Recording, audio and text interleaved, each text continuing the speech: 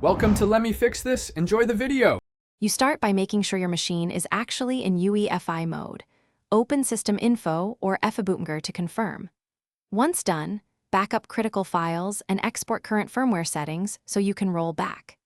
Next, set a UEFI administrator password to allow changes, then disable Fast Boot and any legacy or CSM options so the firmware can present secure boot choices. These steps let you safely reach and change Secure Boot without bricking the system.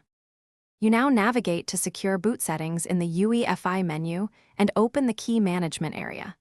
Select the option to install or reset to default platform keys.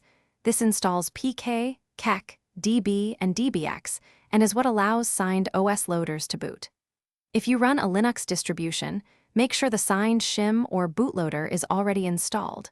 Otherwise, the machine won't boot. Take your time with key enrollment, because these keys define which bootloaders are trusted and why Secure Boot enforces integrity.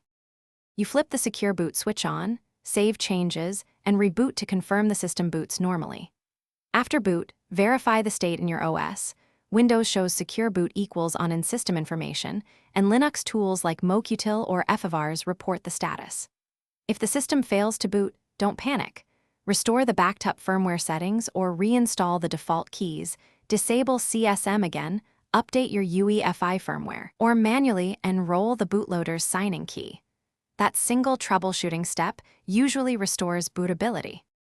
Thanks for watching. If you found this helpful, don't forget to like and subscribe.